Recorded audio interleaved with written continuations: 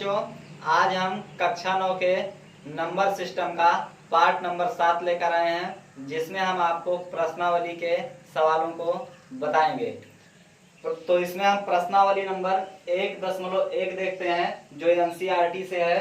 इसमें प्रश्न नंबर 1 कह रहा है कि क्या शून्य एक परिमेय संख्या है तथा क्या इसे आप p/q के रूप में लिख सकते हैं, जहां p और q पूर्णांक है और q डज नॉट इक्वल 0 है।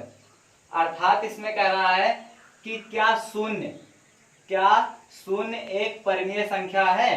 तो इसमें हम कह सकते हैं कि हाँ, शून्य एक परिमेय संख्या है। इसे हम p/q के रूप में लिख सकते हैं, क्योंकि यहाँ पर देखिएगा, यहाँ पर हम हल में देखते हैं, कह रहा है कि क्या शून्य एक परिमेय संख्या है। तो यहाँ पर लिखेंगे हाँ, शून्य एक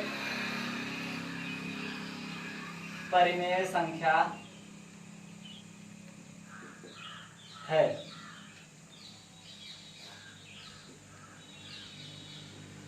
तो अब यहां पर देखिएगा, जैसे अगर ये शून्य लिखा है तो शून्य के नीचे हम एक लिख सकते हैं, अर्थात इसे हम p/q के रूप में लिख सकते हैं। अर्थात परिमेय संख्या की परिभाषा क्या है कि जिस संख्या को हम p/q के रूप में लिख सकते हैं उसे हम परिमेय संख्या कहते हैं। तो अब यहाँ पर देखिएगा, शून्य को हम उसके अगर शून्य के नीचे अगर हम एक लिख सकते हैं तो ये देखिएगा p/q के रूप में हो गया कि नहीं हो गया। अर्थात p बराबर हो गया शून्य के और q बराबर हो गया 1 के। अर्थात यहाँ पर हम कह सकते हैं कि हाँ, शून्य एक परिमेय संख्या है, जहां ये कह सकते हो कि q, अर्थात यहाँ पर लिख सकते हो जहां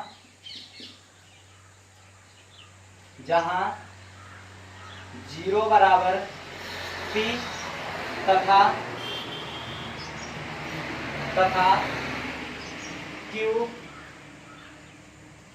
q बराबर 1, जो कि शून्य, अर्थात यहाँ पर लिख सकते हो जो कि 0 तथा 1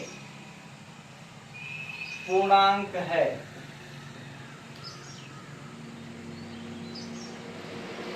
बस इसका आंसर ये होगा कि अर्थात हम शून्य को क्या कह सकते हैं कि इसमें कह रहा है कि क्या शून्य एक परिमेय संख्या है। तो हाँ, शून्य एक परिमेय संख्या है, इसे हम p/q के रूप में लिख सकते हैं। तो अब सवाल नंबर दूसरा है, प्रश्न नंबर 2 कह रहा है कि 3 और 4 के बीच में, प्रश्न कह रहा है 3 और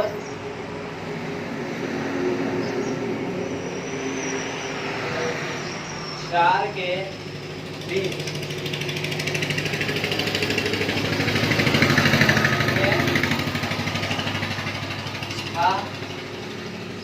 परिमेय संख्या ज्ञात कीजिए। परिमेय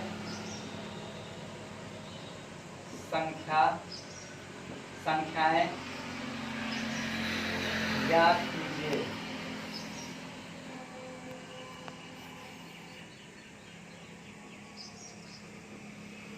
तो अब यहाँ पर देखिएगा, 3 और 4 के बीच में 6 परिमेय संख्या कह रहा है। 3 और 4 के बीच में 6 परिमेय संख्या, केवल ये कह रहा है 6 परिमेय संख्या ज्ञात करनी है। तो हम क्या करेंगे, 3 और 4 के बीच में 6 परिमेय संख्या ज्ञात करने के लिए हमने क्या बताया था, इसके पहले जब हमने वीडियो स्टार्ट किया तो उसमें हमने सबसे पहले उदाहरण के माध्यम से कुछ समझाया था। तो उसमें भी आप लोग देख सकते हैं कि परिमेय संख्या, दो संख्याओं के बीच में 6 परिमेय संख्या कैसे निकाल सकते हैं। तो उसमें हम देखते हैं, सबसे पहले हम क्या करेंगे, 3 और 4 के बीच की पहले ये देखेंगे 3 और 4 में कौन संख्या सबसे ज्यादा बड़ी है। तो अब 3 और 4 में कौन संख्या बड़ी है, 4 बड़ी है। तो अब यहाँ पर हम इसको क्या करेंगे, इसको हम हमने क्या बताया था कि जो संख्या बड़ी होगी उसको हम y मान लेंगे और जो संख्या छोटी होगी उसको हम x मान लेते हैं। तो यहाँ पर हम y बराबर लिखेंगे, अर्थात यहाँ पर लिखेंगे कि 4 ग्रेटर देन 3, मतलब कि 4 बड़ा है 3 से। अब यहाँ पर लिखेंगे इसको हल, यहाँ पर देखिएगा तो हम यहाँ लिखेंगे y बराबर 4 कामा x बराबर 3। अब यहाँ पर हमने क्या बताया था कि d का मान निकालते हैं। तो d का मान निकालने के लिए हमने क्या बताया था कि d बराबर हमने क्या बताया था y माइनस x बटे x प्लस 1, ये तो बताया था। तो अब यहाँ पर देखिएगा, सॉरी यहाँ पर n प्लस 1, x प्लस 1 नहीं, n प्लस 1। तो अब यहाँ पर देखिएगा y का मान कितना है 4 माइनस x का मान कितना है, x का मान 3 बटे n का मतलब क्या हुआ, कह रहा 6 परिमेय संख्या ज्ञात कीजिए। n का मतलब हो गया नंबर, कितनी परिमेय संख्या ज्ञात करनी है। तो यानी कि 6 परिमेय संख्या ज्ञात करनी है, यानी कि n के स्थान पे हम 6 लिखेंगे। तो 6 प्लस 1 लिखा है 1 लिखेंगे। अब उसके बाद 4 में से 3 को घटाएंगे तो कितना बचेगा, 4 में से 3 को घटाएंगे तो 1 बचेगा, बटे 6 में 1 जोड़ेंगे तो आ जाएगा 7। अर्थात d का मान कितना आ गया, d बराबर हम लिख सकते हैं 1 बटे 7। ठीक, अब इसके बीच में कह रहा है कि 3 और 4 के बीच की जो है 6 परिमेय संख्या कैसे निकालेंगे। ठीक, तो आगे देखते हैं। इसको ऊपर वाला जो है प्रश्न नंबर 1 हम मिटा दे रहे हैं।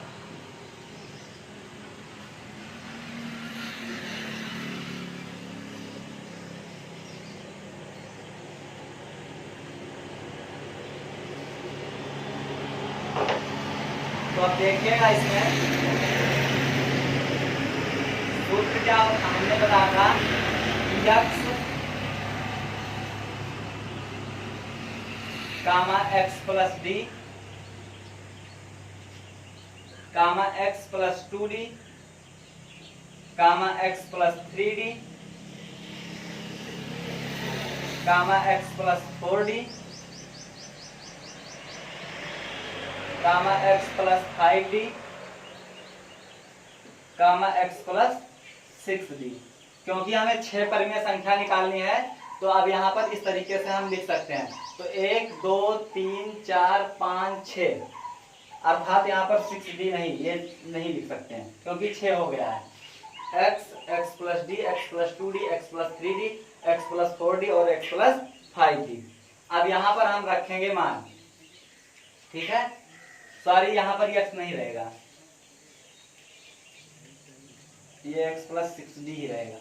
ठीक है, तो अब यहाँ पर देखिएगा x का मान हम कितना रखेंगे, x का मान 3 है।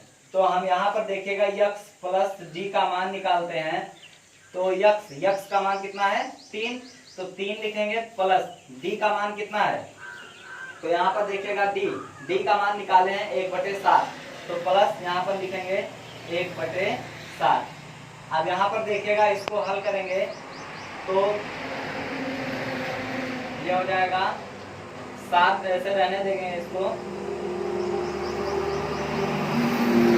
7 पासा लेंगे। अब उसके बाद हम क्या करेंगे, अगर इसको और आसान तरीके से हल करना होगा या जैसे नहीं समझ में आ रहा है तो ये देखिएगा 3 है तो इसको हम क्या लिख सकते हैं 3 और इसके नीचे हमेशा क्या है रहता है 1, तो 3/1 भी लिख सकते हो, प्लस 1/7 इस तरीके से भी हल कर सकते हो। तो अब यहाँ पर देखिएगा 7 और 1 का लासा लेंगे तो 7 आएगा। अब यहाँ पर 1 का पहाड़ा कितनी बार पढ़ोगे, 7 आएगा 7 बार, तो 7 का गुणा 3 में 7 त्रिक 21, प्लस अब उसके बाद 7 का पहाड़ा कितनी बार पढ़ेंगे कि 7 आएगा 1 बार, तो 1 का गुणा 1 में 1 करने 1। तो अब यहाँ पर देखिएगा 21 में 1 जोड़ेंगे तो कितना हो जाएगा 22/7, अर्थात पहली परिमेय संख्या जो आएगी वो 22/7 होगी। अब उसके बाद फिर हम देखते हैं x plus 2d, x plus 2d। तो x प्लस 2d में देखते हैं तो देखिएगा x का मान कितना है 3, प्लस 2 गुणे d का मान 1/7, हल करेंगे इसको तो आप देखिएगा इसको 3 ऐसे रहने दीजिएगा, प्लस 2 का गुणा 1 में 2 एकम 2/7। अब इसको हल करेंगे तो देखिएगा 7 लासा हो जाएगा। अब 7 त्रिक 21 प्लस 2 जोड़ देंगे तो ये हो जाएगा 21 में 2 जोड़ेंगे तो 23/7। इसी तरीके से आगे निकालते हुए चले जाइए। x प्लस 3d, तो यहाँ पर लिखेंगे x का मान 3 प्लस, अब उसके बाद 3 लिखा है तो यहाँ पर हम 3 लिखेंगे गुणे d का मान कितना है 1/7, तो 1/7 लिखेंगे। फिर उसके बाद देखिएगा 3 ऐसे रहने देते हैं, प्लस अब 3 एकम 3 प्लस 7। अब उसके बाद 7 का गुणा 3 में तो 7 त्रिक 21, 7 लासा लेंगे, 7 त्रिक 21 प्लस 3 जोड़ देंगे तो 21 में 3 जोड़ेंगे कितना आ जाएगा 24/7। मतलब कि 3 परिमेय संख्या इस तरीके से निकल गई। अब यहाँ पर 3 परिमेय संख्या और निकालते हैं आगे। यहाँ पर इसको हम मिटा दे रहे हैं क्योंकि जगह नहीं है।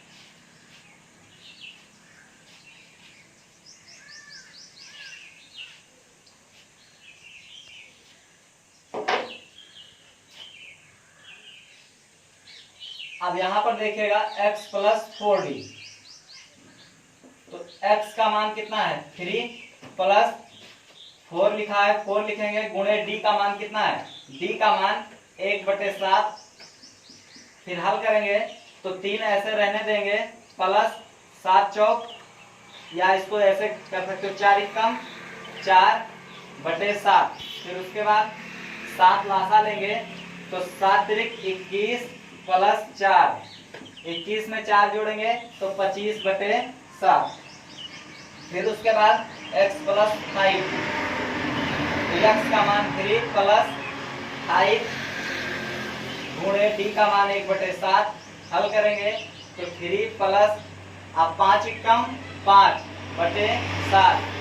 अब इसके बाद 7 लासा लेंगे, इस 7 त्रिक 21 प्लस 5 जोड़ देंगे तो 21 में 5 जोड़ेंगे कितना आएगा 26/7। उसके बाद फिर देखिएगा x प्लस 6d,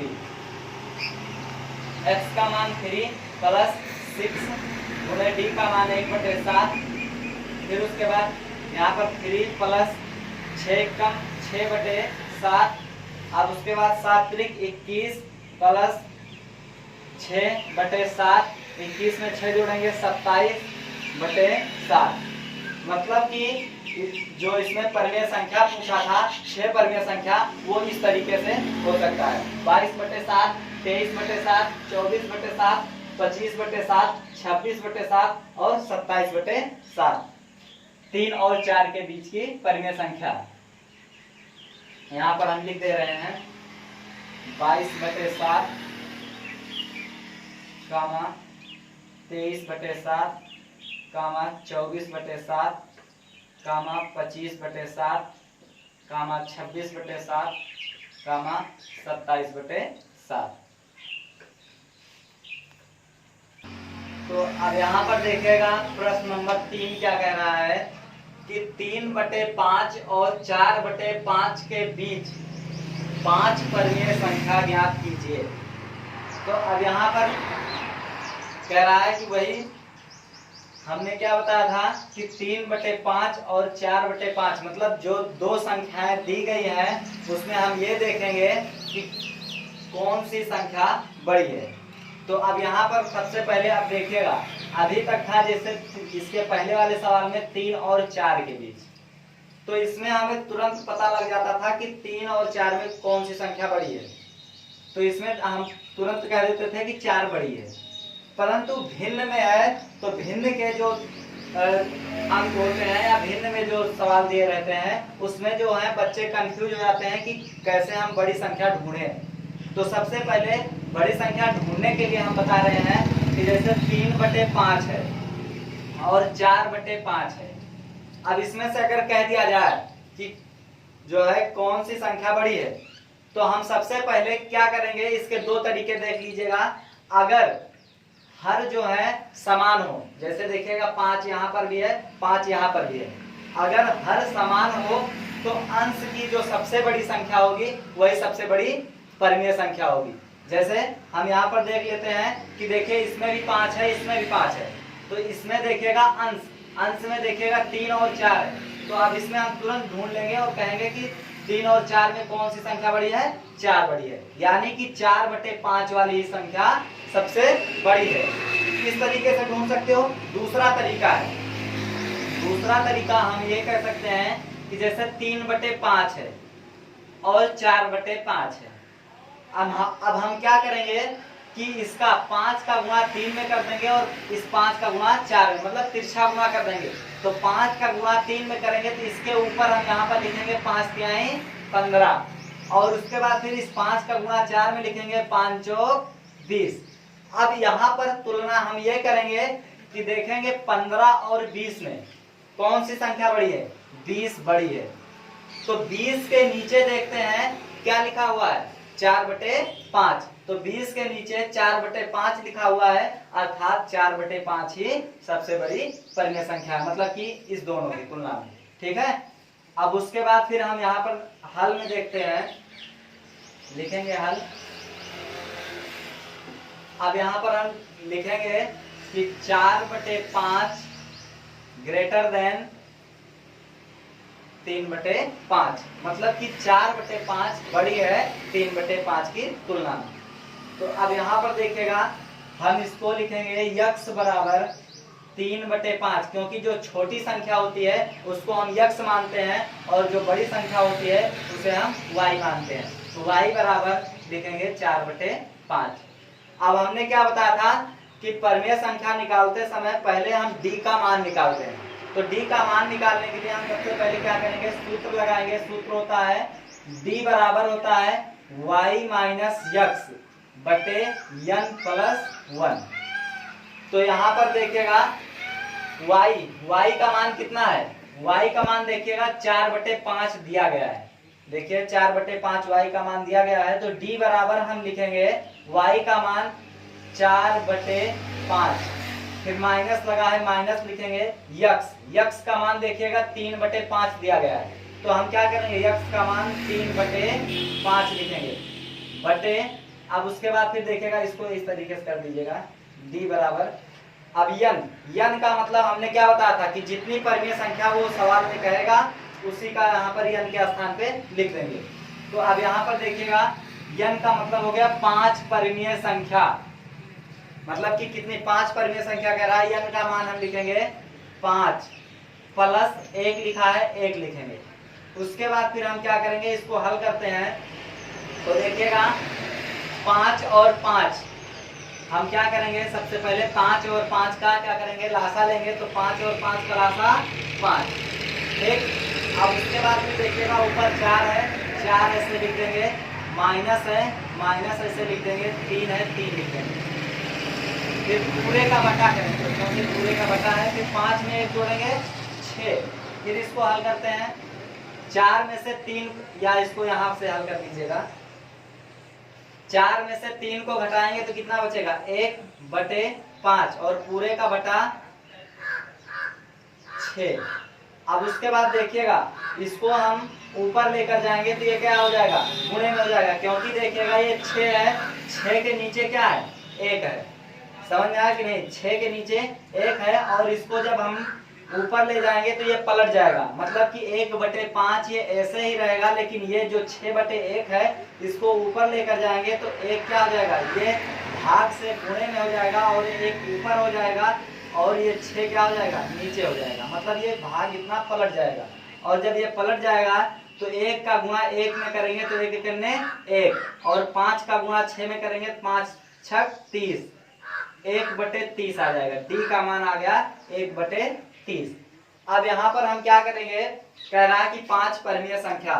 तो 5 परमीय संख्या ज्ञात करने के लिए हमने क्या बताया था कि x प्लस डी कामा x प्लस 2d कामा x प्लस 3d कामा x प्लस 4d कामा x प्लस 5d। इस तरीके से हम लिख सकते हैं। अब यहाँ पर देखिएगा, इसी पर हम मान रखते हुए चले जाएंगे।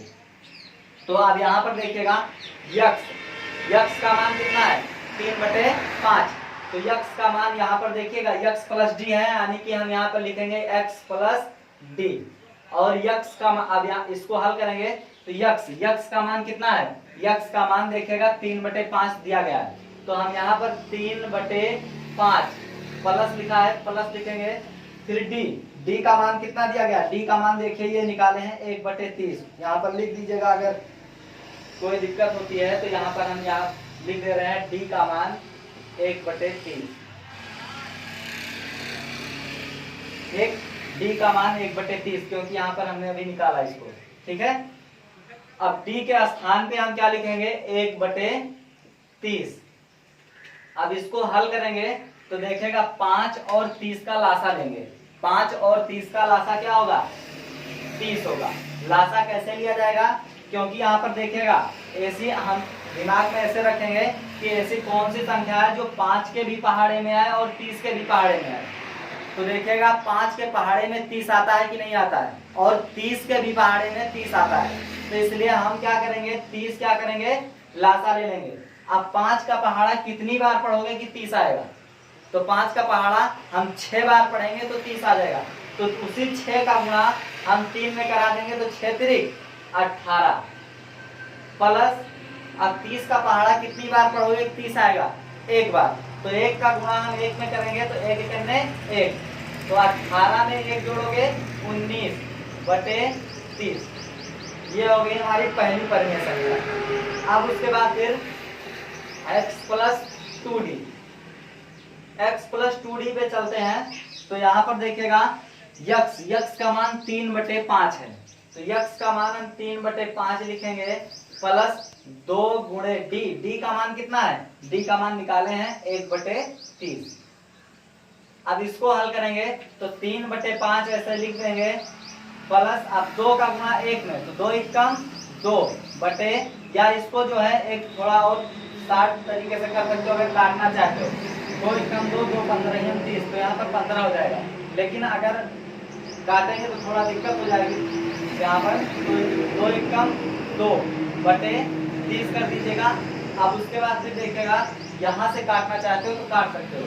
2 एकम 2, 2 15 30। अब इसको अब देखिएगा क्या हो जाएगा, ये 3/5 प्लस 1/15 हो गया काटने पर। तो अब यहाँ पर देखिएगा 15 और 5 का लासा क्या होगा, 15 होगा। तो यहाँ पर हम लिखेंगे 15। तो अब देखिएगा 5 का पहाड़ा हम कितनी बार पढ़ेंगे, 15 आएगा 3 बार। तो 3 का गुणा 3 में करेंगे 3 त्रिक का 9 प्लस 15 का पहाड़ा 1 बार पढ़ेंगे तो 15 आएगा। 1 का गुणा 1 में 1 करने 1, तो ये हो जाएगा 9 1 10, तो 10/15 हो जाएगा ये। अगर इसको और काटना चाहते हो तो कट जाएगा, देखिएगा 5 तिहाई 15, 5 दूना 10, यानी कि दूसरी परिमेय संख्या 2/3 हो जाएगी। समझ में आया कि नहीं। अब उसके बाद फिर x प्लस 3d पे चलते हैं। तो x प्लस 3d में देखिएगा x का मान कितना है 3/5 प्लस 3 गुणे d का मान कितना है 1/30।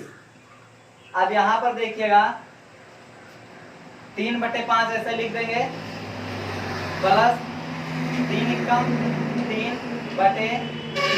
अब 3 एकम 3, 3 दहम्मा 30, यानी कि ये हो जाएगा 3/5 प्लस 1/10 हो जाएगा। ठीक है,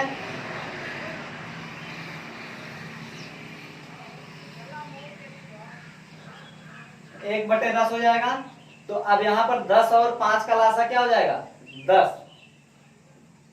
अब यहाँ पर देखिएगा 5 दूना 10, 2 का गुणा 3 में 2 तिहाई 6 प्लस 1, तो 6 में 1 जोड़ेंगे तो ये 7/10 हो जाएगा। ठीक, ये हमारी तीसरी परिमेय संख्या हो जाएगी। अब उसके बाद फिर x प्लस 4d। अब यहाँ पर देखिएगा x प्लस 4d में यक्स का मान कितना है 3/5 प्लस 4 गुणे d का मान कितना है 1/30। अब यहाँ पर देखिएगा 3/5 प्लस 4 का गुणा 1 में 4 एकम 4/30। अब 30 और 5 का लासा 30,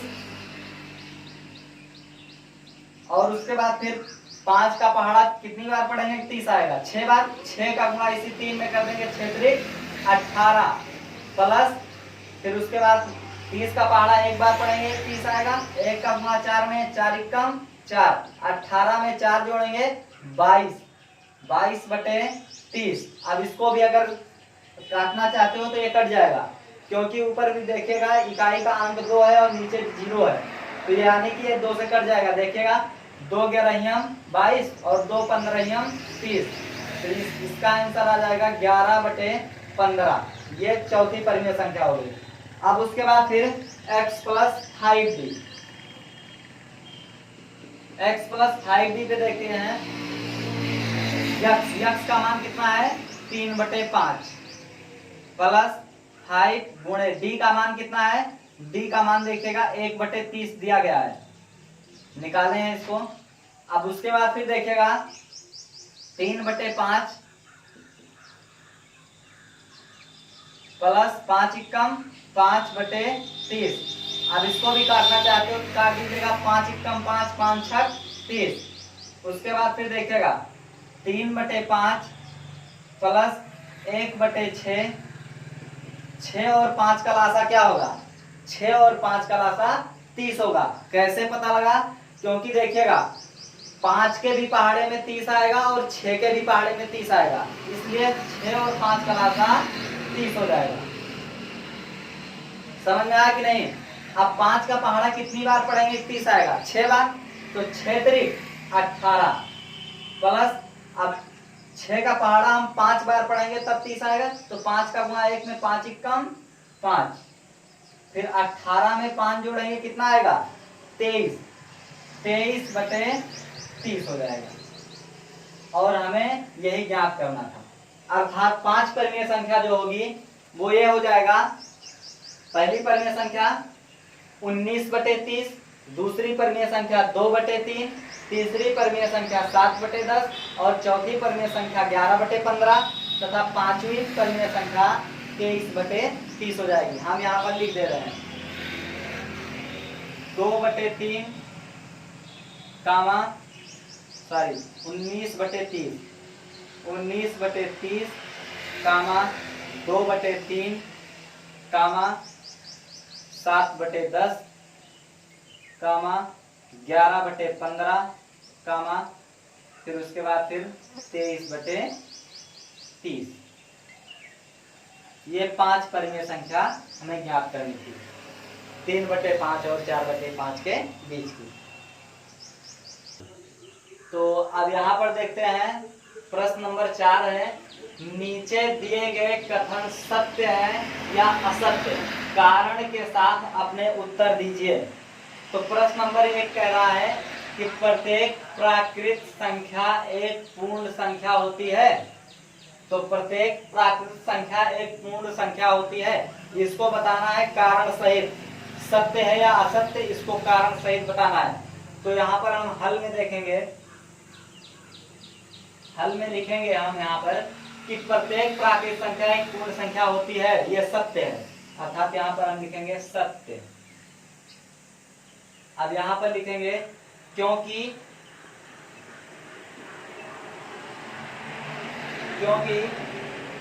प्राकृत संख्या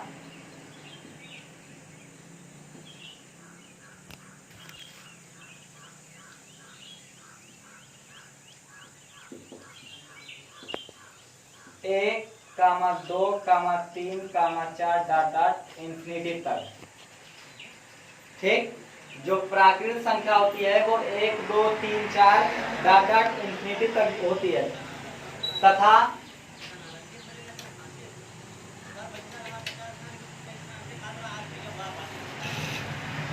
पूर्ण संख्या 0, 1, 2, 3 ... इंफिनिटी। मतलब कि जो ये पूर्ण संख्याएं होती है वो 0, 1, 2, 3 इंफिनिटिव, मतलब कि इसमें कह रहा है कि प्राकृत संख्या एक पूर्ण संख्या होती है, तो ये सत्य है। क्योंकि देखिएगा प्राकृत संख्याएं जो होती हैं वो 1 2 3 4 से स्टार्ट होती हैं, और पूर्ण संख्या जो होती है वो 0 से स्टार्ट होता है। अर्थात प्राकृत संख्या में ही 0 को ऐड कर देने पर वो संख्याएं पूर्ण संख्या हो जाती हैं, इसलिए हम इसको कह सकते हैं कि यह कथन सत्य है। दूसरा देखते हैं कि प्रत्येक पूर्णांक, यहाँ पर नंबर 1 डाल दीजिएगा, प्रत्येक पूर्णांक एक पूर्ण संख्या होती है। तो इसमें कह रहा है प्रत्येक पूर्णांक एक पूर्ण संख्या होती है, तो ये असत्य है। प्रत्येक पूर्णांक एक पूर्ण संख्या नहीं हो सकती है। इसका कारण क्या है, अभी इसमें हम लिख रहे हैं, देखिएगा यहां पर लिखेंगे असत्य। प्रत्येक पूर्णांक एक पूर्ण संख्या नहीं हो सकती है, क्योंकि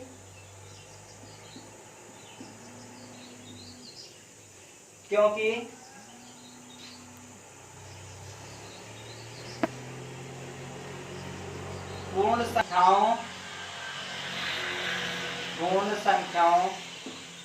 की सूची में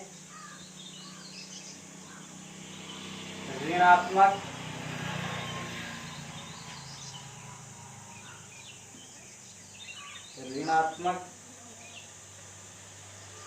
पूर्णांक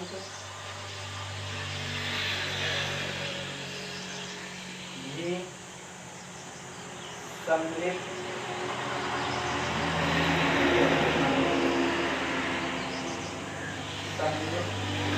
होते हैं। यहाँ पर देखिएगा प्रत्येक पूर्णांक एक पूर्ण संख्या होती है, तो असत्य, क्योंकि पूर्ण संख्याओं की सूची में ऋणात्मक पूर्णांक भी होते हैं। समझ में आया कि नहीं? मतलब कि 0 के पहले -1, -2, -3 मतलब ऋणात्मक पूर्णांक भी सम्मिलित होते हैं। समझ में आया कि नहीं? अब उसके बाद फिर नंबर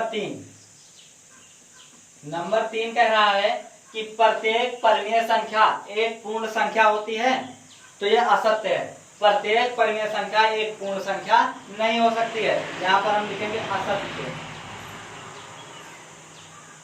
क्यों? क्योंकि देखिएगा प्रत्येक पूर्ण संख्या मतलब प्रत्येक परिमेय संख्या में एक पूर्ण संख्या नहीं हो सकती है। जैसे अभी उदाहरण के तौर पे हम बताएं, तो यहाँ पर देखिएगा असत्य में हम यहाँ पर लिख रहे हैं, क्योंकि देखिएगा क्योंकि जैसे 1/3 कामा